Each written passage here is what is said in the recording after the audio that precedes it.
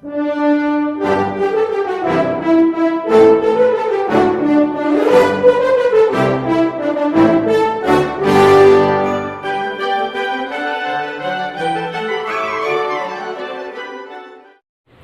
दोस्तों, मैं गौतम कुमार सिंह आरती excellence YouTube channel पर आपका वेलकम करता हूं।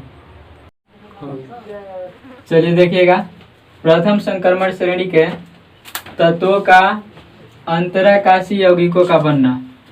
प्रथम संक्रमण श्रेणी के तत्वों का अंतराकाशी यौगिकों का बनना, ये टॉपिक आज पढ़ना है। अंतराकाशी यौगिक क्या होता है? तो कोई भी परमाणु मिल करके यदि यौगिक बनाते हैं तो उसके बीच में रिक्त स्थान बच जाता है, और उसी रिक्त स्थान में यदि हाइड्रोजन, बोरान, कार्बन या नाइट्रोजन प्रवेश करके यौगिक के निर्माण करते हैं तो वैसे यौगिक को बोला जाता है अंतराकाशी यौगिक। कोई भी परमाणु जो है या अणु है किसी यौगिक के निर्माण करते हैं तो उसके बीच में बचे रिक्त स्थान में यदि छोटे परमाणु हाइड्रोजन, बोरान, कार्बन या नाइट्रोजन प्रवेश करके यौगिक के निर्माण करते हैं तो वैसे यौगिक को कहा जाता है अंतराकाशी यौगिक। लिखा जाए इसके बारे में, जब संक्रमण धातुओं के क्रिस्टल जालक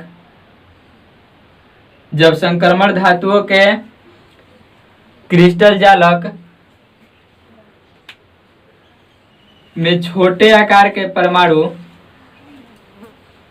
क्रिस्टल जालक में छोटे आकार के परमाणु जैसे हाइड्रोजन, बोरान, कार्बन, नाइट्रोजन, जैसे हाइड्रोजन, कार्बन, बोरान, नाइट्रोजन प्रवेश कर जाते हैं तो अंतराकाशी यौगिक का निर्माण होता है। तो अंतराकाशी यौगिक का निर्माण होता है। तो अंतराकाशी यौगिक का निर्माण होता है। ये यौगिक न तो आयनिक होते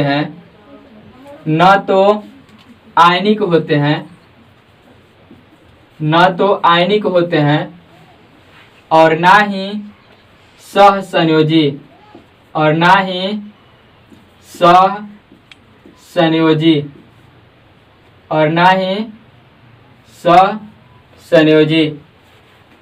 मतलब बोला गया ये बात कि ये जो यौगिक होते हैं न तो आयनिक होते हैं और ना ही सहसंयोजी।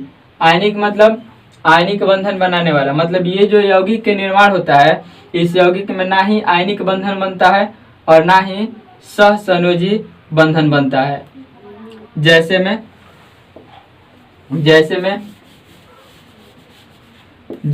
देखा जाए, जैसे में हो जाएगा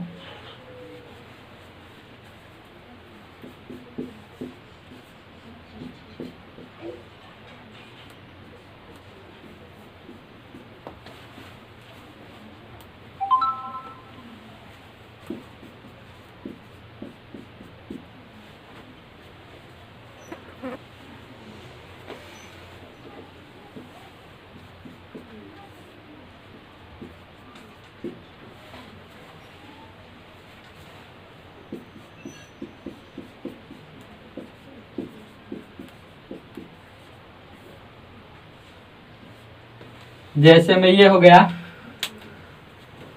titanium carbide, manganese nitride, ferrous नहीं फेरिक हाइड्राइड।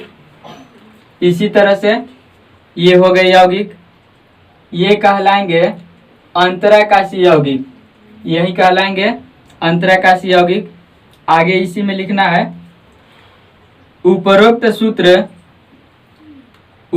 सूत्र धातुओं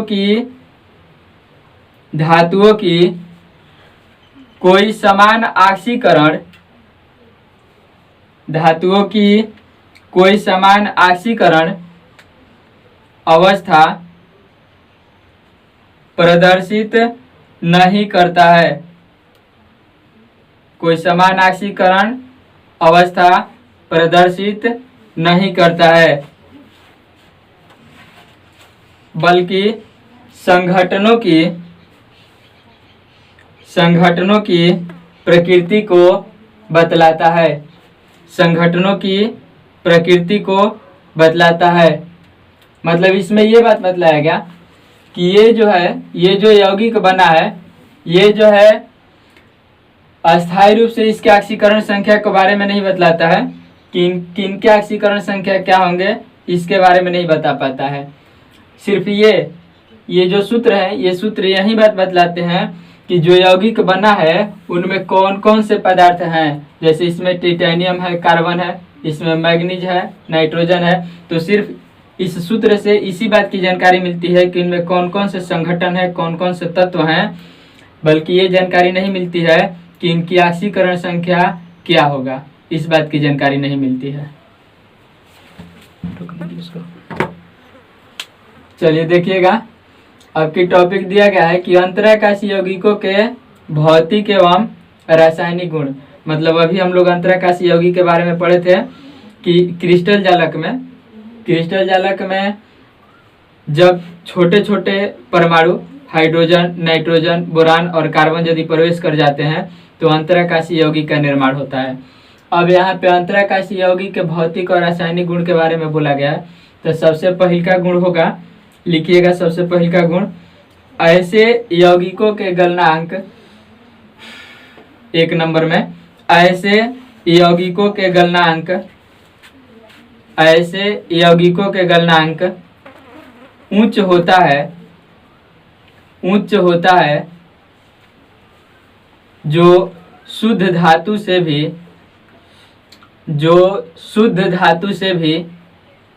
अधिक होता है, जो शुद्ध धातु से भी अधिक होता है।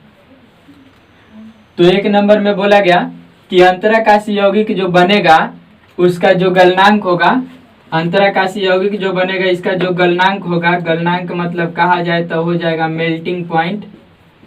ये जो होगा उच्च होगा, और इतना उच्च होगा कि मतलब यदि किसी शुद्ध धातु, जैसे मान लिया जाए कि ये है टाइटेनियम कार्बाइड, तो टाइटेनियम कार्बाइड जो है तो इसका जो गलनांक होगा वह, इसका शुद्ध धातु क्या है, टाइटेनियम है, इसका शुद्ध धातु, इस यौगिक का शुद्ध धातु टाइटेनियम है।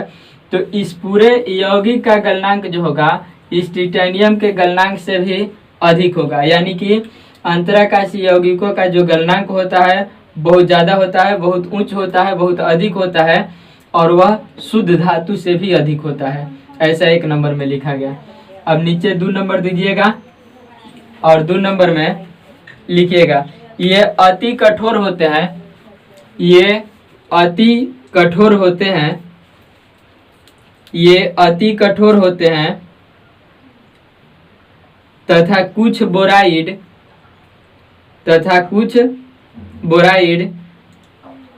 हीरा जैसा कठोर होते हैं, हीरा जैसा कठोर होते हैं। तो 2 नंबर में बोला गया ये बात कि ये जो है ना, ये जो है यानी कि जो अंतराकाशीय यौगिक हैं काफी कठोर होते हैं, और कुछ बोराइड का मतलब ये है कि ऐसा यौगिक जिसमें बोरान उपस्थित हो, ऐसा यौगिक मतलब संक्रमण तत्व का ऐसा यौगिक जिसमें बोरान उपस्थित हो, यानी कि बोरान द्वारा जो अंतराकाशीय यौगिक बना है, बोरान के द्वारा जो अंतराकाशीय यौगिक बना है, ये जो है बहुत काफी कठोर होता है, हीरा जैसा कठोर होता है। ये बात 2 नंबर में लिखा गया। इसके बाद नंबर 3 नंबर में लिखा जाए, इन यौगिकों के धात्विक चालकता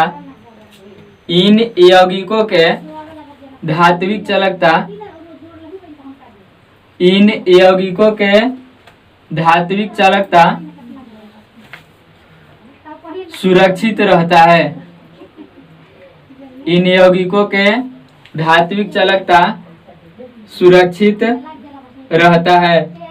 मतलब बोला गया ये बात कि जो चालकता होता है इनमें धातु का, जिसे कि आयरन है, आयरन के चालकता है, चालकता मतलब विद्युत धारा के प्रवाह जो है वह सुरक्षित रहता है, उसमें कोई प्रभाव नहीं पड़ता है। जितना विद्युत धारा का प्रवाह वह शुद्ध अवस्था में करता था, यौगिक बनने के बाद भी उतना ही विद्युत धारा का प्रवाह कर सकता है, यानी कि उसकी चालकता जो है सुरक्षित रहता है, उस पर कोई इफेक्ट, कोई प्रभाव नहीं पड़ता है।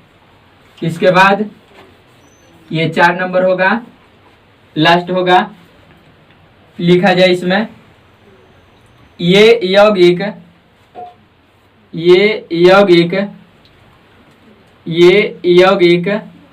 रासायनिक रूप से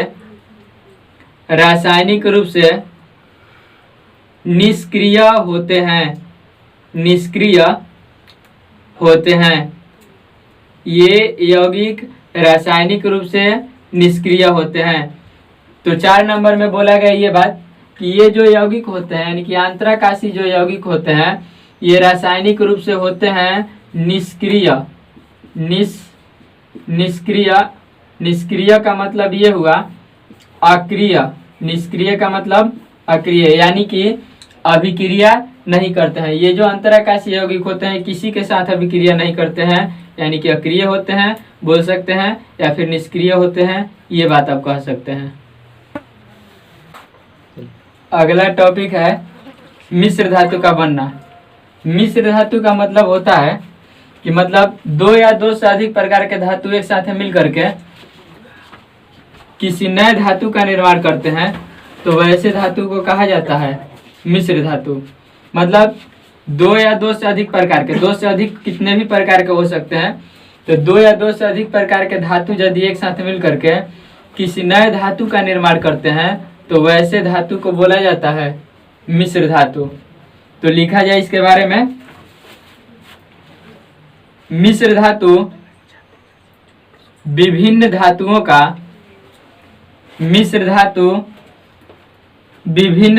का समांगी मिश्रण होता है। मिश्र धातु विभिन्न धातुओं का समांगी मिश्रण होता है।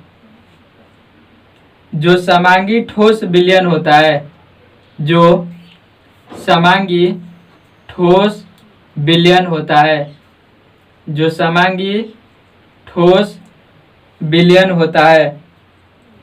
मिश्र धातु में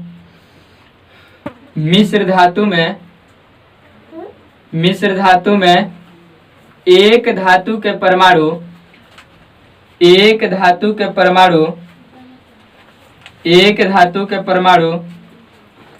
दूसरे धातुओं के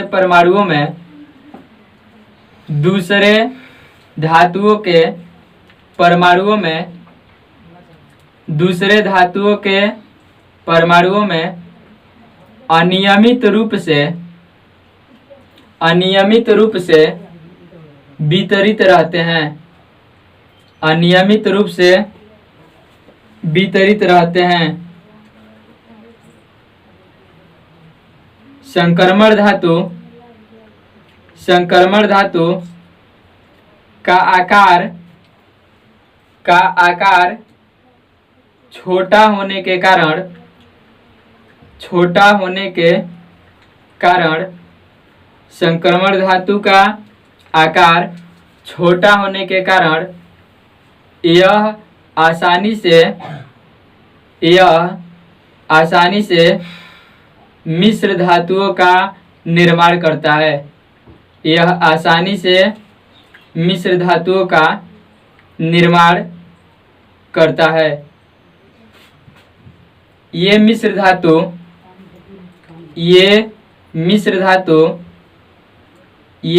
धातु काफी उपयोगी होते हैं।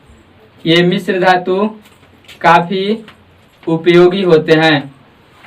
तो देखिएगा इसमें बोला गया यही बात कि 2 या 2 से अधिक प्रकार के धातु यदि एक साथ मिल करके किसी नए धातु का निर्माण करेंगे तो उसको बोला जाएगा मिश्र धातु। और ये जो मिश्र धातु होते हैं समांगी मिश्रण, मिश्रण मतलब मिले हुए होते हैं, दो या दो से अधिक प्रकार के धातु। समांगी मतलब समान अनुपात में मिले होते हैं, एक निश्चित अनुपात में मिले होते हैं। और ये मिश्र धातु बनाने का कारण यह है कि संक्रमण तत्वों का आकार काफी छोटा होता है, जिसकी वजह से ये आसानी से मिश्र धातु के निर्माण कर लेते हैं। और ये मिश्र धातु काफी उपयोगी होते हैं। जैसे में हो जाएगा कांसा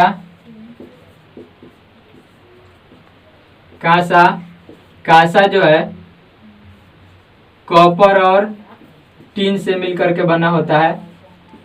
पीतल जो है कॉपर और जिंक से मिलकर के बना होता है। इसके बाद बात की जाए तो स्टील जो है आयरन प्लस क्रोमियम या निकेल से मिलकर के बना होता है इत्यादि। तो ये सभी होते हैं मिश्र धातु के उदाहरण, ये सभी मिश्र धातु के उदाहरण होंगे।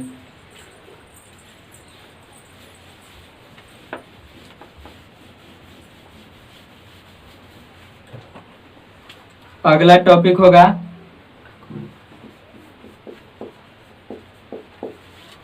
प्रथम संक्रमण श्रेणी के तत्वों का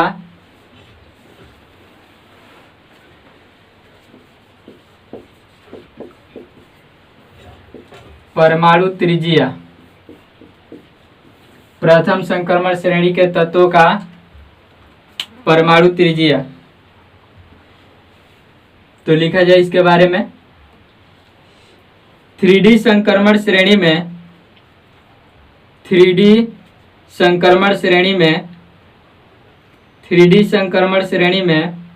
बाएं से दाएं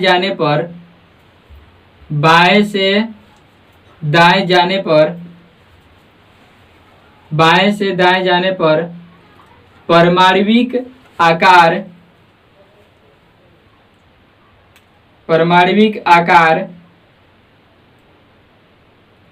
या आयनिक आकार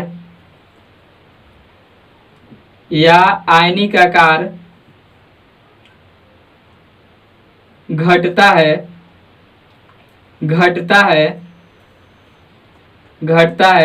अर्थात परमाणविक त्रिज्या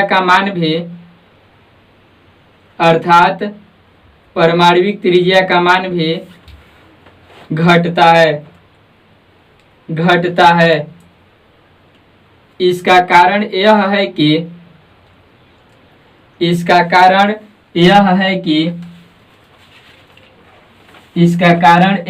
कि इलेक्ट्रॉन धीरे धीरे 3D ऑर्बिटल में प्रवेश करता है। धीरे धीरे 3D ऑर्बिटल में प्रवेश करता है। इस कारण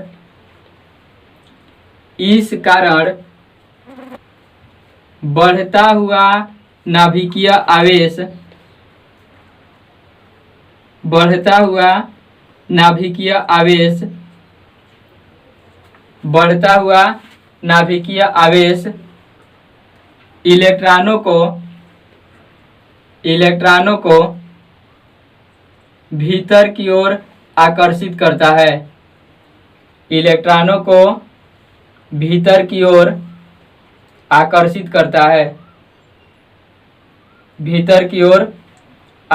करता है। फलस्वरूप परमाणविक त्रिज्या का मान घटता है। तो देखा जाए, बोला गया इसमें कि जब बाएं से दाएं जाते हैं, जैसे ये पीरियोडिक टेबल इस तरह से बना हुआ होता है, इस तरह से पीरियोडिक टेबल बना हुआ होता है। तो इस पीरियोडिक टेबल में जब बाएं से दाएं जाते हैं, इस तरह से जाते हैं बाएं से दाएं, तो बाएं से दाएं जब जाते हैं तो परमाणुविक आकार घटता है या आयनिक आकार घटता है, जिसके वजह से त्रिज्या का मान क्या होता है, त्रिज्या का मान भी घटता है। बोला गया कि जब इसका इलेक्ट्रॉनिक विन्यास लिखा जाता है तो इलेक्ट्रॉन बारी बारी से 3D में प्रवेश करता है, जिसके कारण नाभिकीय आवेश बढ़ने लगता है और नाभिकीय आवेश बढ़ने के कारण इलेक्ट्रॉन को अपनी ओर आकर्षित करने लगता है, जिसके वजह से इन तत्वों का आकार छोटा हो जाता है। और जब आकार छोटा हो जाएगा तो उसकी परमाणु त्रिज्या भी छोटी हो जाएगी। चलिए देखा जाए, अगला टॉपिक है 3D के तत्वों के धात्विक गुण। 3D के तत्वों के धात्विक गुण मतलब प्रथम संक्रमण श्रेणी के जो तत्व हैं उनके धात्विक गुण। तो आपको पता होगा कि 3D में जितने भी तत्व हैं वे सबके सब क्या हैं, धातु हैं। और जब धातु हैं तो इनमें धातु वाले सभी गुण पाए जाते हैं। जैसे आपको पता होगा कि धातु विद्युत के सुचालक होते हैं, धातु कठोर होते हैं, धातु चमकीला होता है, धातु तन्य होता है, धातु आघात वर्धनीय होता है। तो ये सारे के सारे गुण इसमें पाए जाते हैं। धातु का गलनांक और क्वथनांक उच्च होता है, निश्चित भी होता है, तो ये गुण भी इसमें पाया जाता है। यानी कि धातु वाला सभी गुण इसमें पाया जाता है जो किसी धातु में पाया जाता है, क्योंकि इस श्रेणी के सभी तत्व धातु होते हैं। तो लिखा जाए इसके बारे में, इस श्रेणी के सभी तत्व इस श्रेणी के सभी तत्व धातु होते हैं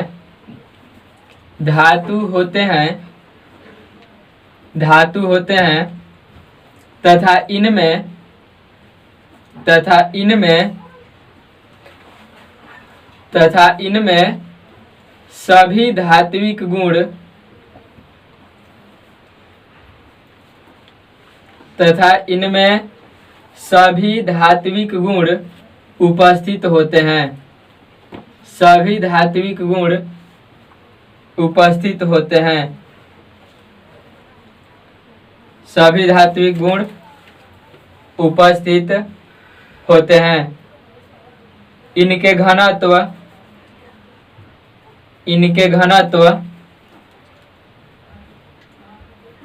कामा दे करके क्वथनांक एवं गलनांक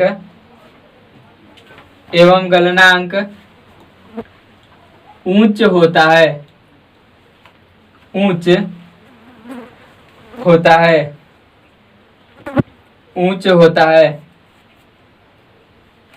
ये तन्य कमा दीजिएगा आघात वर्धनीय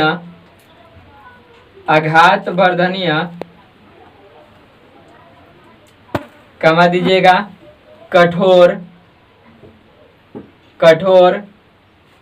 तथा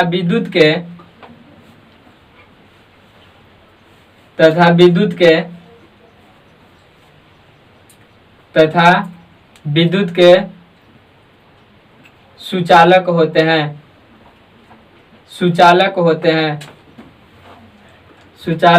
हैं। पैराग्राफ चेंज करके लिखिएगा, संक्रमण तत्व प्राय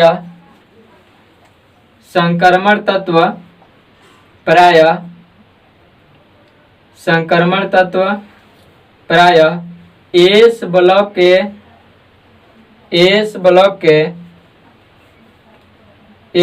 के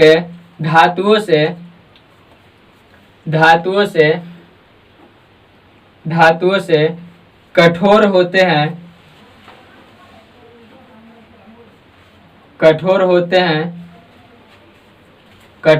हैं क्योंकि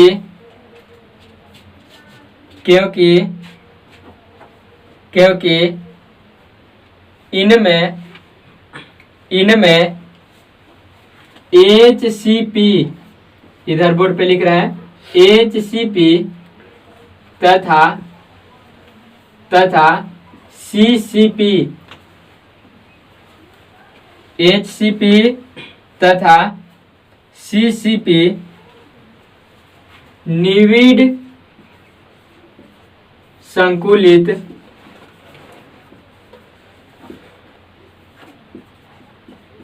होता है,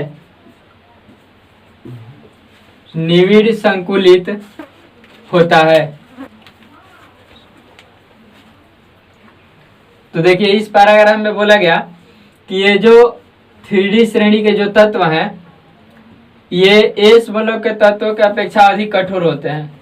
कारण ये है कि ये HCP तथा CCP बनाते हैं। HCP का मतलब होता है hexagonal close packing, hexagonal close packing, और CCP का मतलब होता है क्यूबिक क्लोज पैकिंग। मतलब ये इसके बारे में हम लोग विशेष रूप से पढ़ेंगे चैप्टर नंबर 1, जब चैप्टर पढ़ेंगे ठोस अवस्था पहिल का चैप्टर, उसमें इसके बारे में विशेष रूप से पढ़ना है कि HCP क्या है और CCP क्या है। तो जब अवयवी कण षटकोणीय रूप में व्यवस्थित होते हैं तो उसको CCP, और घनीय रूप में व्यवस्थित हो HCP, और जब घनीय रूप में व्यवस्थित होते हैं तो उसको CCP बोला जाता है। तो इसके बारे में विशेष रूप से बात होगी चैप्टर नंबर 1 ठोस अवस्था में। तो यही HCP और CCP संकुलित होने के कारण ये मतलब इस श्रेणी के जो धातु हैं वे एस ब्लॉक के धातुओं की अपेक्षा अधिक कठोर होते हैं। आगे पैराग्राफ चेंज करके लिखिएगा इसी में। जिंक संकेत ये होता है, बोर्ड पे लिखे हैं cadmium mercury, zinc cadmium mercury प्रायः मुलायम होते हैं, प्रायः मुलायम होते हैं क्योंकि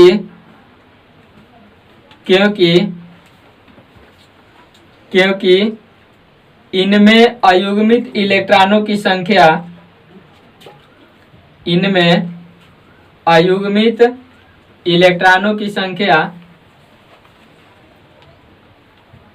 अयुग्मित इलेक्ट्रॉनों की संख्या उपस्थित नहीं होता है, उपस्थित नहीं होता है, उपस्थित नहीं होता है। जबकि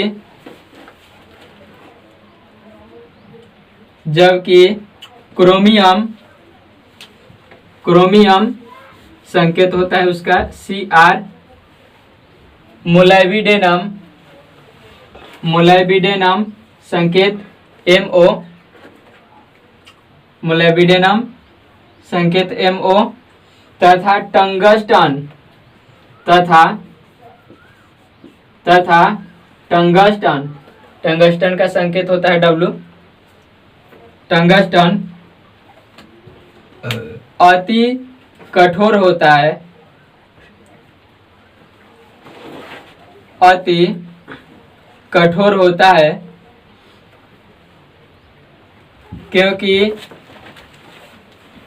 क्योंकि इनमें अयुग्मित इलेक्ट्रॉनों की संख्या,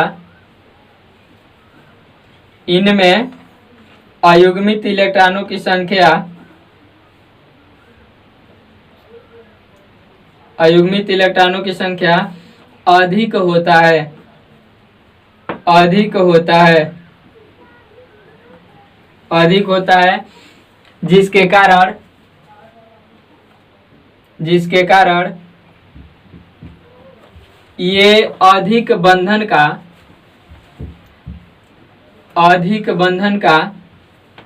निर्माण करते हैं, ये अधिक बंधन का निर्माण करते हैं, ये अधिक बंधन का निर्माण करते हैं। खड़ी पाई दीजिएगा। तो देखिए इसमें बोला गया ये बात, इस पैराग्राफ में लिखा गया ये कि संक्रमण तत्व में जिंक है, कैडमियम है और मरकरी है, ये जो होते हैं ना ये मुलायम होते हैं, ये मुलायम होते हैं। कारण क्या है? कारण ये है ना कि इसमें अयुग्मित इलेक्ट्रॉन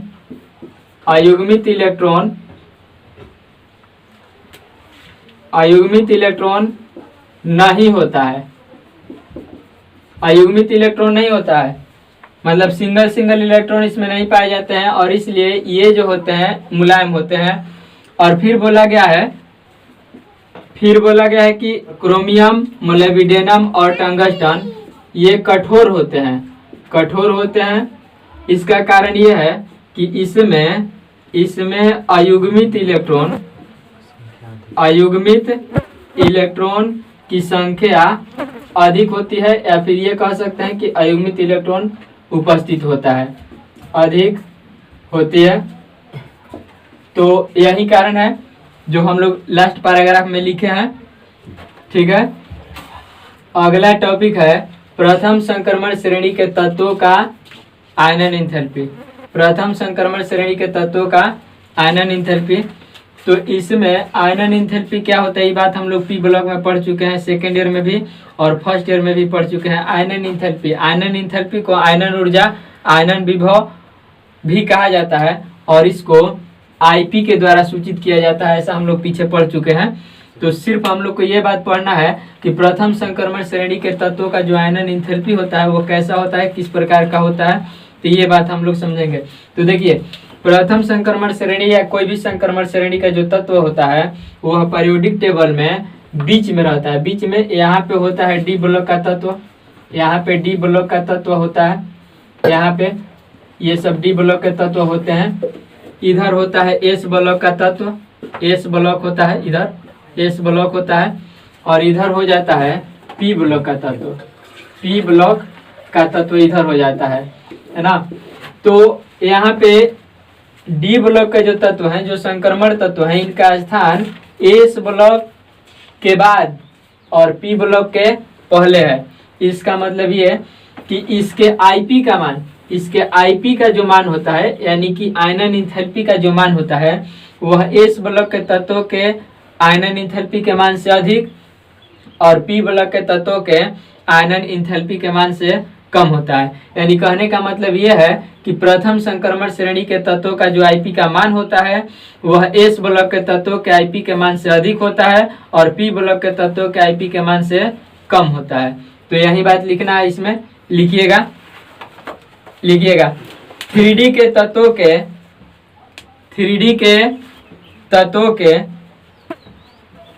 तत्वों के आयनन एंथैल्पी का मान, आयनन एंथैल्पी ब्रैकेट में आईपी लिख लीजिएगा।